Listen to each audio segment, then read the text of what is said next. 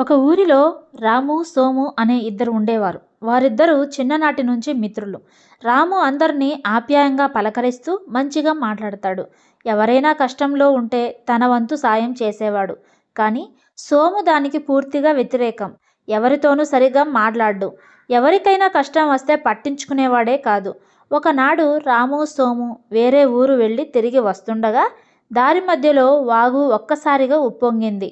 నీటి ప్రవాహంలో చిక్కుకున్న రాము, సోము సాయం కోసం గట్టిగా కేకలు వేశారు. వారి అరుపులు విన్న కొందరు వాగు ఒడ్డుకు వచ్చారు. కొట్టుకుపోతున్న వారిని కాపాడడం చాలా కష్టంగా ఉంది. కానీ తమకు ఎన్నోసార్లు సాయం చేసిన రామును ప్రాణాలకు తెగించైనా కాపాడాలనుకున్నారు. ఎంతో కష్టపడి రామును ఒడ్డుకు చేర్చారు. సోము ప్రవాహంలో కొట్టుకుపోయాడు. చివరికి ఒక కొమ్మ పట్టుకొని ప్రాణాలు కాపాడుకున్నాడు. ఇంతకాలం తాను చేసిన తప్పు ఏమిటో తెలుసుకున్నాడు సోము. అప్పట్నుంచి అందరితోనూ మంచిగా ఉండేవాడు. ఇందులో నీతి ఏమిటంటే చేసిన మంచి ఊరికే పోదు.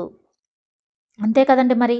ఎవరికి మనం ఏది ఇస్తామో అదే మనకు మళ్ళీ తిరిగి వస్తుంది. అవునంటారా కాదంటారా? ఇంతకీ ఈ కథ పేరేంటో చెప్పలేదు కదా. కనువిప్పు కలిగించిన కష్టం. ఇప్పుడు వీడియో గురించి మాట్లాడుకుందామా. నేనైతే ఫస్ట్ టైం పాస్తా చేస్తున్నాను. ఎలా వస్తుందో ఏంటో, మంచిగా టేస్ట్ వస్తుందో లేదని చెప్పి అనుకున్నాను. కానీ చాలా అంటే చాలా బాగా వచ్చింది. చాలా ఈజీ ప్రాసెస్. ఇది 10-15 నిమిషాల్లో అయిపోయిందనమాట. ఆ ప్రాసెస్ ఏంటో మీతో కూడా షేర్ చేసుకుంటాను. ఫస్ట్ బాండిల్ పెట్టేసుకొని అందులో నీళ్ళు పోసుకున్నాను. అవి వేడెక్కిన తర్వాత కొద్దిగా సాల్ట్ కూడా వేసుకున్నాను. ఆ సాల్ట్ వేసిన నీళ్ళలో పాస్తా కూడా వేసుకొని బాగా ఉడికించుకోవాలి.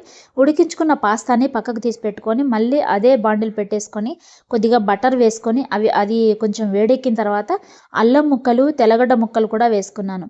అవి వేగిన తర్వాత పచ్చిమిర్చి ముక్కలు, ఎర్రగడ్డ ముక్కలు కూడా వేసుకొని వాటితో పాటు క్యారెట్ ముక్కలు, టమాటా ముక్కలు కూడా వేసుకున్నాను. అవి బాగా మగ్గించుకున్న తర్వాత పసుపు, కారం, ఉప్పు కూడా వేసుకొని అవి పచ్చివాసన పోయినంత వరకు కలుపుతూ ఉండాలి. కలిపిన తర్వాత గరం మసాలా, ధనియాల పొడి, మిరియాల పొడి కూడా వేసుకున్నాను. దాంతోపాటుగా మనం ఉడికించుకున్న పాస్తా కూడా వేసుకొని బాగా కలుపుతూ ఉండాలి. ఆ మసాలాలన్నీ కూడా వాటికి పట్టాలి అని అంటే బాగా కలుపుతూ ఉండాలి. ఆ తర్వాత నేను రెడ్ చిల్లీ సాస్ వేసుకున్నాను. దీంతో పాటుగా టమాటా సాస్ కూడా వేసుకోవాలి.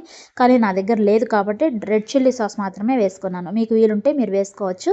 కానీ చాలా అంటే చాలా స్పైసీగా అద్భుతంగా వచ్చింది. ఫస్ట్ టైం చేశాను. ఎలా వస్తుందో ఏంటో అనుకున్నాను, కానీ బాగా వచ్చింది.